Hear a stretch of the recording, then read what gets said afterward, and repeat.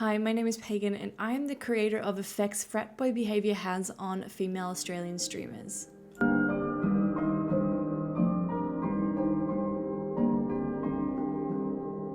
Persona studies explore how individuals move in social contexts and negotiate and present themselves in various contexts. It is an act of developing an online identity that requires public performative actions that allow for the expression of self, often associated by media technologies. More specifically, persona helps us understand the construction, constitution, and production of the self through identity play and performance by the individual in a social setting. So in simpler terms, it is the creation of a mask and it is a strategic form of communication. So conceptions of persona identify the understanding of the self from its position in the social and the natural world. And it's a great way to describe the peculiar relation of the individual to the social in its production and enactment by the individual. And what having a persona allows us to do is it allows us to create relationships that we negotiate as individuals between the private, the public, and the intimate space. So an online persona can then best be understood by recontextualizing pre-digital notions of the concept. So on Twitch, the streaming persona emerges and is automatically defined through the interactions between the streamer and spectators, otherwise also known as impression management. This constitutes a particular form of micro-celebrity. Twitch operates as a social space through a combination of the relationship between active viewers and the streamer-spectator relationship. The values represented by an online persona are then reflected in the behaviors of audience members or active chat members, and it can be argued that this leads to a collective variation of the streaming persona or creator persona that is embodied by the creator but enacted by the audience members. Persona can be seen as something that needs to be managed, and from this perspective to be understood as a personal practice that is performed in order to enter the social world in some particular way. Persona then can be thought as a similar construction signification of identity that relies on what is playable and performable. Thus, a persona is a reinforced form of performance that can produce a professional identity, a political identity, or an entertaining identity for various individuals to inhibit. For someone to create a character to separate from themselves, it is a very good way to shield yourself from online dangers and a good way to protect yourself. Because if abuse is being held at you at this character, then it is okay and you can potentially deal with it in a different way. It creates a sense of that's not me, that's them. It's part of personal branding. When your identity becomes your brand, it has to be, to a degree, curated and polished and spotless in a way that is advertisable and also has a level of vulnerability that makes you approachable. You know, I myself am I do thrive off of, attention from others, like my friends, my family, engaging, interacting with people. I do enjoy that, but I also do need my downtime. So having the character of G of D it's just me, but a little bit louder. It's just me, but a little bit more uh curated, I suppose. Female presenting people, there's a level of guard that is always up constantly. And I don't think someone who's not used to that or experiences that will ever truly understand what it feels like to always be on your guard and have to monitor everything you say and do, because if anything happens, what can be used against me to determine that I deserve this?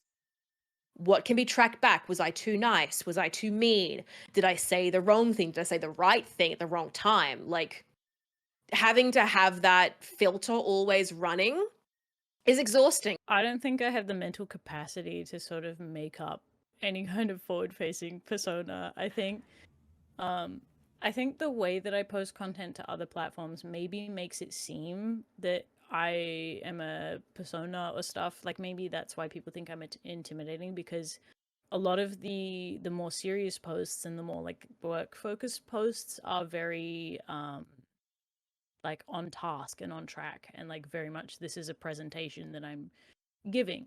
But like when I was on Twitch, it was like literally, it was exactly like this. I would just sit down and talk to people. There wasn't like, there was a little bit of like hyping things up and like energetic, but it was the same as if I was at a party with some friends, like, or at a club, or, you know, something like that. I wouldn't say it's a persona, but it is very much like a turned on version, like a very switched on socializing version of me. So using VTubers and online avatars are great examples. People are using them as a persona and they might even talk differently. But when they get hate comments, they are bullying the fake version of them, which slides off the back a little easier. But when you're a creator that is very transparent, it's a little more personal. But is it worth pitching a version of yourself that isn't true or curated? Probably not. I haven't really got much interest in pitching a version of me that isn't true. I feel like a lot of what I do with everything in my life is just super genuine, like super like transparent about it. I don't really like the idea of like, I don't know. Yeah, I don't think it's for me. I think for other people it makes sense. But I think for me, if it's me as a content creator, it's not a character. It's me, it's my work. Like that's the end. So, like, I don't want to go posting when I feel miserable. So there's big old gaps in my timeline where I was really in a bad place. I'm not going to post about that. Post when I'm happy. And the happiness will then feed into, you know, the happiness I get from people responding well will feed into that happiness. It's until we burn out and the cycle continues, you know? I am very transparent and very open. Sometimes my partner would say I share a little bit too much. But the thing is, for me, a lot of what I share is to, again, make people feel that they can be safe with me, that they can connect with me. Yeah, I'm definitely more transparent because I think it's part of the imposter syndrome as well. Like, I don't feel like I'm a streamer and I chose to put myself on camera, but that doesn't make me sort of like above anyone else or above people that watch streams. So I feel like fan base is wrong for me. I prefer to make connections and friends with people, which can be tricky as well from this point of view because I do have people come through and see me from a fan perspective when I don't. It's really weird. I just want to be seen as like a regular human being that also has really great positive moments, but also has like negative moments, and I like to share that with everyone to be like, look, we're streaming today, but it's a bad day. People will be trolled and harassed no matter what they do. But being transparent and genuine allows creators to make those genuine connections, which when people do try to come for these creators, they have a stronger defense. For some to be successful as a figure on the internet, the more genuine and transparent you are, the more people relate to you and stand by you in a community sense. Creators do get far in terms of numbers without being transparent or genuine, but they don't have the same community. They have a fan base. But does being more transparent give the trolls more ammunition? I find that, well, regardless, I'm going to be trolled no matter what I do. That's just how it is. But I find being open, transparent, and genuine enables me to make those genuine connections, which means when I am trolled or when people do try to come for me, I have a stronger defense. Like, it's not just me defending myself, it's everyone around me who feels like they know me or have met me and can relate to me jump in. And that is, I feel, so much stronger than being like not being genuine and transparent, because then if you are attacked and other people, fans or community, see those attacks, they start to think, oh, well, I don't actually know you very well, so that could be true. Like, you could be this such and such, you could be totally different to what we've perceived. So if you are open and genuine, even though it might give a little bit more ammunition to somebody else, but I feel like it builds a far better support system.